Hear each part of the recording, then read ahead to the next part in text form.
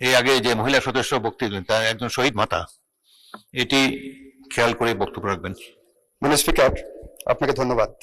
মাননীয় স্পিকার, যিনি শহীদ মাতা বক্তৃতা দিয়েছেন, ওনার প্রতিটা বক্তব্যই আমাদের চেতনায়, আমাদের রক্তে, আমাদের বিপ্লবে, আমাদের সংগ্রামের প্রেরণার মূল চেতনা।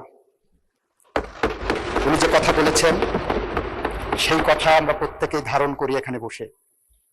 ওনার প্রত্যেকটা কথাকে আমরা অনুসমর্থন করি, ওনার প্রত্যেকটা কথাকে আমরা শ্রদ্ধা জানাই, ওনার প্রত্যেকটা আবেগকে আমরা নিজের আবেগ বলে ভাবি, ওনার প্রত্যেকটা দাবিকে আমরা নিজের দাবি বলে মনে করি।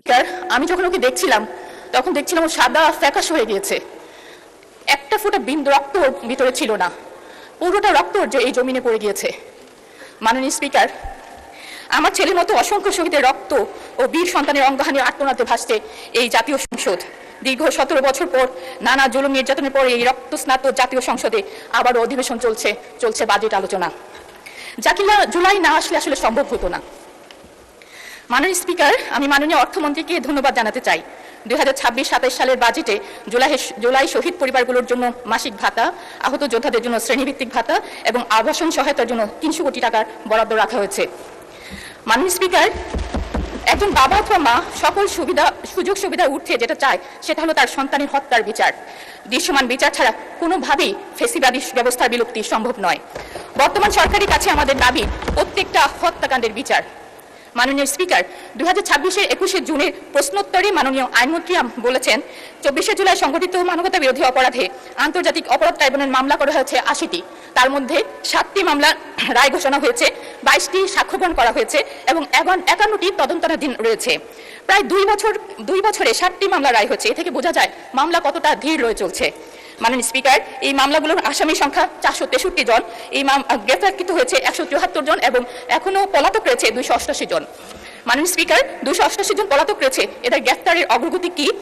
মাননীয় স্পিকার, আমি আপনার মাধ্যমে মাননীয় আইনমন্ত্রীর কাছে দাবি জানাচ্ছি, প্রতি সেশনে শহীদ সন্তানের বিচারিক কাজের আপডেট জানিয়ে আমাদের বাবা মাদেরকে আশ্বস্ত করবেন। মাননীয় স্পিকার, জুলাই বিপ্লব শহীদের সংখ্যা 1000-এরও বেশি ছিল, কিন্তু আমরা এ পর্যন্ত গেজেটভুক্ত করতে পেরেছি মাত্র 834 জনের। বাকি 50 জন শহীদের তালিকা এখনো পর্যন্ত তালিকাভুক্ত হতে পারেনি।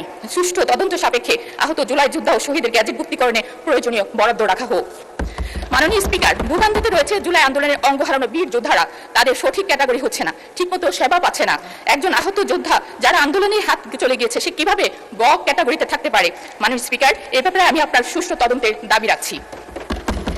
মাননীয় স্পিকার, 844 জন শহীদ এবং 14,407 জন আহত যোদ্ধা স্বীকৃত। এই সংখ্যাগুলো পরিসংখ্যান নয়, প্রতিটির পেছনে আছে একটি বিপর্যস্ত পরিবার। এই পরিবারগুলোর পাশে শুরু থেকে যে প্রতিষ্ঠানটি দাঁড়িয়েছে সেটি হলো জুলাই শহীদ স্মৃতি ফাউন্ডেশন। আর্থিক সহায়তা, চিকিৎসা, পুনর্বাসন, মানসিক স্বাস্থ্যসেবা, স্মৃতি সংরক্ষণ সবকিছু এক ছাদের নিচে। এই পর্যন্ত 831টি শহীদ পরিবার এবং 6,127 জন আহত যোদ্ধাকে নিয়ে 120 কোটি টাকা সহায়তা দেওয়া হয়েছে সম্পূর্ণ স্বচ্ছতার সাথে, যা তাদের একনাবিল সিএ ফার্ম অডিট রিপোর্টে প্রমাণিত রয়েছে। কিন্তু মাননীয় স্পিকার, গত 3 মাসে এই ফাউন্ডেশনটি কর্মীরা বেতন পাননি, ঈদ বোনাস পাননি। যারা নিজের বেতনের টাকা থেকে আহত শহীদ পরিবারকে সাহায্য করেছেন তারা আজ নিজেরাই সংকটে। মাননীয় স্পিকার, আমি সংসদে 3টি সুনির্দিষ্ট দাবি জানাচ্ছি এই প্রতিষ্ঠানটির জন্য। আর্থিক কোডের মাধ্যমে এই প্রতিষ্ঠানটিকে প্রয়োজনীয় বরাদ্দ দেওয়া হোক। অবশিষ্ট শহীদ পরিবার ও আহত যোদ্ধার জন্য সরকার প্রতিশ্রুত অবশিষ্ট 263 কোটি টাকা বরাদ্দ দেওয়া হোক। মুক্তিযুদ্ধ বিষয়ক মন্ত্রণালয় অথবা সমাজতন্ত্র মন্ত্রণালয় এই ফাউন্ডেশনটিকে আনুষ্ঠানিক সহযোগী প্রতিষ্ঠান হিসাবে স্বীকৃতি দিক, কারণ এই ফাউন্ডেশনের কাছে আছে স্বচ্ছতা, অভিজ্ঞতা, ওয়ান স্টপ সক্ষমতা এবং সবচেয়ে বড় কথা মানুষের বিশ্বাস। মাননীয় স্পিকার, আমাকে একটু সময় দেবেন 2 মিনিট। সদস্য, আপনাকে 2 মিনিট বাড়িয়ে দেওয়া হলো, 2 মিনিটে শেষ করবেন। ধন্যবাদ মাননীয় স্পিকার। জুলাইকে মুছে ফেলতে পলাতক ফ্যাসিস্টের বাহিনী বাস্তবে সামাজিক মিডিয়াগুলোতে অতিমাত্রায় তৎপর। বিভিন্ন জায়গায় জুলাই যোদ্ধাদের উপর নির্যাতন, হুমকি, স্মৃতিস্তম্ভ পুড়িয়ে ফেলার মতো ন্যাক্কারজনক ঘটনা ঘটছে। জুলাই যোদ্ধাদের আইনি সুরক্ষা দেওয়া হলেও রাজনৈতিক সুরক্ষা দেওয়া হয়নি। এ ব্যাপারে মাননীয় আইনমন্ত্রীর কাছে একটি সুস্পষ্ট নির্দেশনা চাচ্ছি। মাননীয় স্পিকার, জুলাইকে বাঁচাতে হলে জুলাই বিপ্লবের ইতিহাস, আহত যোদ্ধাদের কথা এবং শহীদের স্মৃতি সংরক্ষণের জন্য জাতীয় ও স্থানীয় পর্যায়ে জুলাই স্মৃতিসৌধ, জুলাই জাদুঘর, গবেষণা কেন্দ্র এবং ডিজিটাল আর্কাইভ প্রতিষ্ঠার জন্য বাজেট বরাদ্দ রাখার জন্য অনুরোধ জানাচ্ছি, যাতে আগামী প্রজন্ম সত্য ইতিহাস জানতে পারে। মাননীয় স্পিকার, প্রাসঙ্গিকভাবে উল্লেখ করছি, জুলাই শহীদ স্মৃতি জাদুঘর কবে সর্বসাধারণের জন্য উন্মুক্ত হবে এবং কার্যাবলী পরিচালনার জন্য কোনো বাজেট রাখা হয়েছে কিনা। মাননীয় স্পিকার, আমরা ভুলিনি প্রিজন ভ্যানের সামনে দাঁড়ানো সেই মেয়েটাকে, যে তার বুকে সাহস দিয়ে সারা বাংলাদেশকে যে দেখিয়েছিল কিভাবে অন্যায়ের সামনে জীবন বাজি রেখে দুহাত প্রসারিত করে দাঁড়াতে হয়। মাননীয় স্পিকার, সেই মেয়েটাকেও ভুলিনি আমরা, ছাত্রলীগের লাঠির আঘাতে যার কপাল কেটে রক্ত ঝরেছিল। মাননীয় স্পিকার, জুলাইয়ের পর এইসব অগণিত নারী যোদ্ধারা হারিয়ে গেছে, কিন্তু তাদের হারাবার কথা ছিল না। আমি আপনাদের মাধ্যমে এইসব নারীদের সংশ্লিষ্ট মন্ত্রণালয় পুরো স্বীকৃতির আশা করছি। মাননীয় স্পিকার, আহত ও পঙ্গু ব্যক্তিদের জন্য আজীবন চিকিৎসা, ফিজিওথেরাপি, মানসিক স্বাস্থ্য সেবার বরাদ্দ রাখা প্রয়োজন মনে করছি। মাননীয় স্পিকার, একটি পরিবার কর্মক্ষম মানুষটি যখন হারিয়ে যায়, সেই পরিবারের সন্তানদের শিক্ষার উপর আঘাত হানে।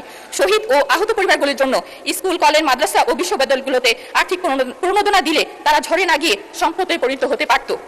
মাননীয় স্পিকার, মাননীয় অর্থমন্ত্রী বাজেট বক্তৃতা 3 নম্বর অনুচ্ছেদে উল্লেখ করেন, আমরা যে জুলাই জাতীয় সনদ স্বাক্ষর করেছি তা অক্ষরে অক্ষরে বাস্তবায়ন করার ঘোষণা ইতিমধ্যে মাননীয় প্রধানমন্ত্রী জাতির সামনে এনেছেন। যে জুলাই না আসলে আজকের এই সংসদেরই অস্তিত্ব ছিল না, সেই জুলাইকে নিয়ে জুলাই সনদ এখনো বাস্তবায়ন হয়নি। মাননীয় স্পিকার, আমি আপনার মাধ্যমে জুলাই সনদ বাস্তবায়নের আবেদন রাখছি। মাননীয় স্পিকার, সরকারি দল তার নির্বাচনী ইশতেহারে থাকা সুশাসনের সঠিক প্রয়োগ করে জুলাই সনদের পাশাপাশি এই বাজেটটি অক্ষরে। তবে এখানে সুনির্দিষ্টভাবে উনি বলেছেন, আইনমন্ত্রীর কাছে একটা ব্যাখ্যা চেয়েছেন। জুলাই যোদ্ধাদের এবং জুলাইকে আমরা আইনি সুরক্ষা দিয়েছি, রাজনৈতিক সুরক্ষা দেওয়া হয়নি। মাননীয় স্পিকার, ওনার আবেগের সাথে ভেসে যেই আমি বলছি, প্রতিটা আইনই একটি রাজনৈতিক দলিল, প্রতিটা আইনই একটা পাবলিক পলিসি। সরকারের পক্ষ থেকে যে সুরক্ষা দেওয়া সম্ভব, সেটা একমাত্র সম্ভব আইনি কাঠামোর মধ্যে এনে। এবং আমাদের সরকার, বিএনপির সরকার, জুলাই যোদ্ধাদের সরকার, জুলাই চেতনার সরকার, সেই আইনি কাঠামোর মধ্যে এনেই সেইটাকে সুরক্ষা দিয়েছে এবং ওটাই রাজনৈতিক সুরক্ষা হিসেবে বিবেচিত হবে। এবং এর বাইরে যদি কোনো রাজনৈতিক সুরক্ষার প্রয়োজন হয়, উনি যদি সুনির্দিষ্টভাবে বলেন, সেটাও আমরা আইনি কাঠামোর মধ্যে এনেই সেই সুরক্ষা দিতে প্রস্তুত আছি। মাননীয় স্পিকার, আপনাকে ধন্যবাদ। মাননীয় স্পিকার, ধন্যবাদ মাননীয় মন্ত্রী।